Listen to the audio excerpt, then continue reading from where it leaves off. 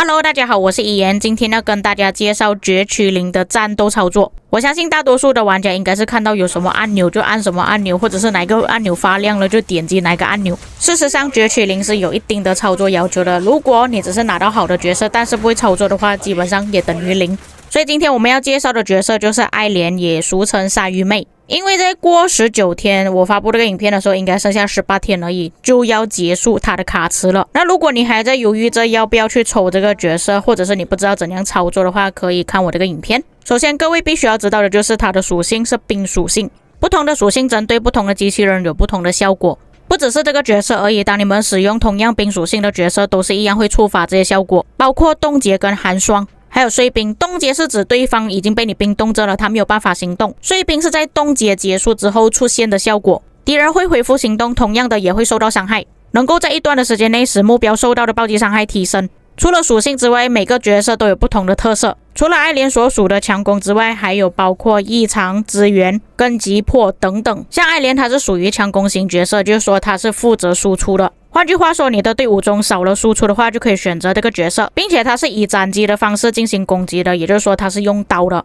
现在我们来看它的技能，普通攻击可以连点3次，3段攻击造成物理伤害，在3段普通攻击之后，长按就是一个连招。大多数玩家都是已经习惯了，点了2次之后就按长按。那这个游戏呢，必须要点3次才来长按。再来机动修剪法，这个必须要进入激动状态的时候才可以发动。那么要怎样进入激动状态呢？角色需要冲刺，然后按攻击就会有机动充能，可以点击1次或者是长按，可以点击1次长按，或者是点击3次长按1次。要怎么知道自己的机动充能到底有多少呢？你们可以注意看左上角，每次造成冰属性伤害需要消耗1点机动充能，所以你们可以看到我后期攻击的时候已经用回原本的普攻了，而不是有带冰属性的攻击，因为我的点数已经不够了，最多只能拿到6点。我个人觉得充能最快的方法就是长按冲刺，然后长按攻击，基本上只要打2个回合就会充满6点了。只要充能满了之后，你们6段的普通攻击都有冰属性伤害，然后攻击你们可以选择点击3次普通攻击，点击3次普攻，再加上1次长按普攻也可以。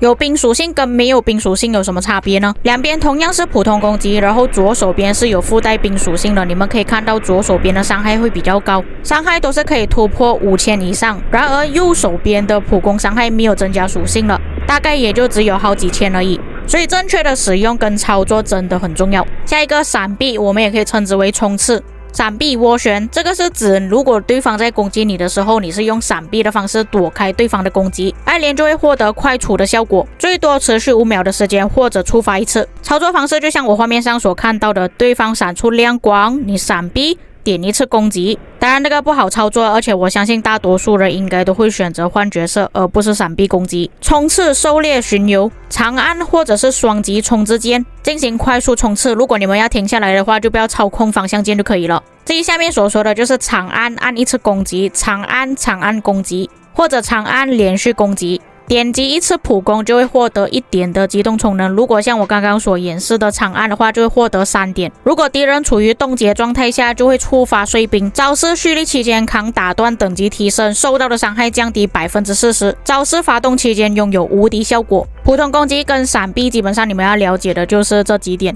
像元素战技跟大招需要充能的那个，不一定是每一次都可以用到。那假设你的角色被打飞了，你按替换的时候，它一进场就会造成冰属性伤害，发动期间拥有无敌效果。假设你上一个角色被击飞，但是你的操控按键依然还在操控某一个方向，当你点击替换按钮就会进入巡游状态，也就是你在冲刺。不操控方向的话就会停下来。那在这段期间呢，你们可以选择攻击、点击普攻或者是长按普攻，就会造成前面我所说的伤害。接着特殊技能，在特殊技能还没有满之前，你点击1次特殊技能可以造成冰属性伤害，并且抗打等级会提升。当特殊技能点亮的时候，也就是变成紫色、粉色的时候，会造成大量的冰属性伤害，并且攻击敌人的时候会获得1点的机动充能。发动之后，你们可以点击普攻，连点3次可以变成一个连招效果，发动期间是无敌的。这个是打出来的效果，点击的瞬间会充能，同时间你按攻击的时候就会消耗充能。这个操作你们可以连续按2次，另外一个就变成沙卷风，因为我们的能量条其实它有一条线，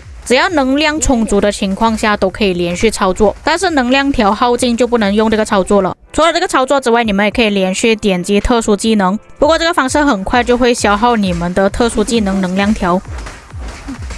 所以最好还是根据这里的技能操作，点击了一次按普攻效果会比较好，也不会这么快浪费你们的能量。最后就是大招，大招基本上不需要操作，只要发光之后点击就可以了。从空中下砸并生成一阵冰风暴，造成大量冰属性伤害，发动期间拥有无敌效果。声响等级达到极时，点击大招就会发动强力一击，造成大量冰属性伤害。以上就是基础的技能，上面的 A、B、C、D、E、F 全部都是你们升级之后有加强的一些伤害。这个你们可以理解为像原神，你们要升级一些技能的时候，都是需要用到一些道具，像是打周本的一些怪啊，或者是去挑战一些深渊之类的获得道具。提升的越多，伤害就越多。当然，除了要准备这些道具之外，也要准备你们的钱啦。现在来说重点了，爱莲值不值得去抽？如果能力允许的情况下，最好是搭配另外一个冰属性的角色一起使用。伤害可以提升 3%， 并且持续10秒，最多可以叠加到10层，也就是 30% 的冰属性伤害，并且爱莲的技能也是可以挂冰的。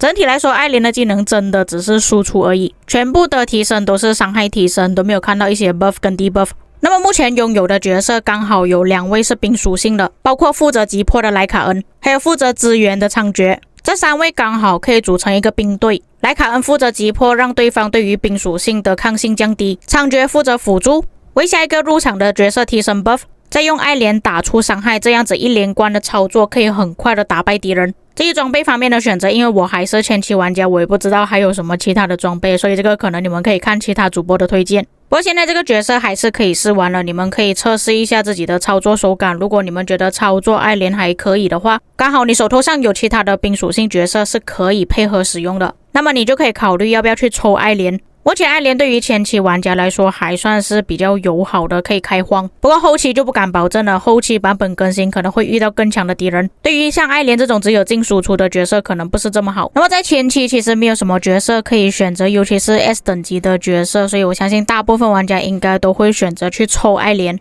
在米哈游的游戏中有一句说法，就是铁打的辅助，流水的输出，所以我觉得大概率爱莲应该也是会被替换掉。当然这个也是之后的事情了，而且这个游戏也比较偏向于单机游戏，其实你们喜欢什么角色就抽什么角色就好。以目前来看，其实爱莲的输出是很可观的，不过它也只是属于输出型的角色，我们的队伍要配合其他的角色一起连打才可以。这个就是属于爱莲的专武啊，其实也是蛮明显的，就是一个鲨鱼头，针对强攻目标，而且是提升暴击率。当你们拥有了爱莲，再配合上它的装备，除了可以提升冰属性的伤害之外，还可以提升暴击率，更容易触发暴击，更容易打出暴击伤害。虽然这个游戏是有保底机制的，但是角色加上武器的话，其实这边也是要花不少的钱。我建议前期你不知道有没有打算要玩长久的玩家，通过完成主线任务或者是提升角色的等级，获得一些常驻池的免费抽取，拿到一些角色或者是装备暂时使用先。因为根据游戏的机制，一般来说在前期不会有太多很难打的关卡，先培养手头上的角色还是可以使用的。当然也不要把所有的资源都投入在 AB 的角色或者是装备，